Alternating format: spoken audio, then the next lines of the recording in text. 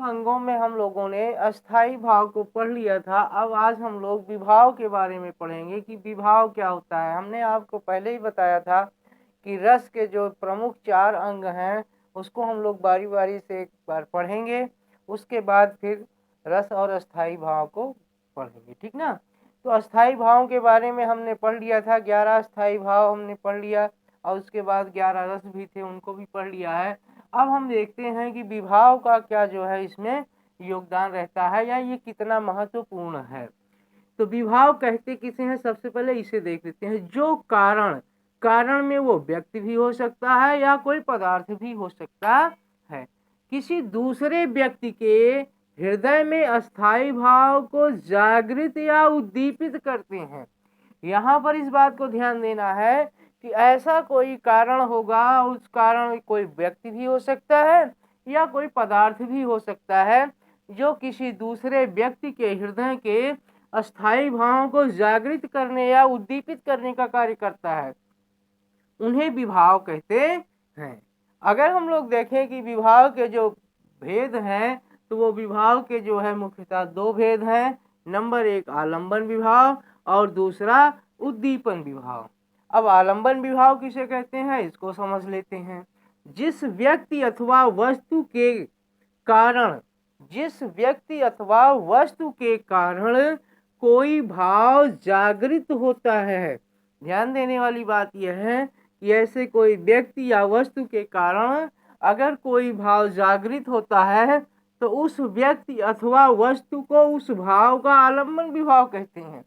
यानी कि जिसके द्वारा जिस व्यक्ति या वस्तु के द्वारा या उसके कारण कोई भाव जागृत होता है। कोई भाव में आपको हमने पहले ही बता दिया है कि 11 अस्थाई भाव होते हैं, उनमें से कोई भी अस्थाई भाव अगर जागृत होता है तो उस व्यक्ति या वस्तु को ही उस भाव का आलंबन विभाव कहते हैं। चलते हैं दूसरे नंबर उद्दीपन विभाव को देखते हैं कि उद्दीपन विभाव कहते किसे हैं। अस्थाई भाव को उद्दीप्त अथवा तीव्र करने वाला, जो अस्थाई भाव को क्या कर दे, उद्दीप्त कर दे या उसको तीव्र कर दे, उसे उद्दीपन विभाव कहते हैं।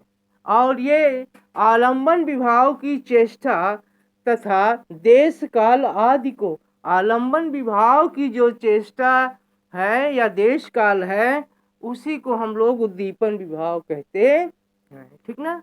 एक बार हम देखते हैं कि ये विभाव जो है करता क्या है। हमारे मन के अस्थाई भावों को जागृत तथा उद्दीपित करने में इनकी बहुत महत्वपूर्ण भूमिका होती है। विभावों की अत्यंत महत्वपूर्ण भूमिका होती है, क्योंकि जागृत तथा उद्दीपित अस्थाई भाव ही तो रस रूप में परिणित होता है। कहने का तात्पर्य है कि जागृत तथा उद्दीपित अस्थाई भाव जो है वही जो है रस रूप को प्राप्त करता है। कहने का तात्पर्य है कि विभाव जो है अस्थाई भावों को जागृत करने या उद्दीपित करने में इसका महत्वपूर्ण योगदान है।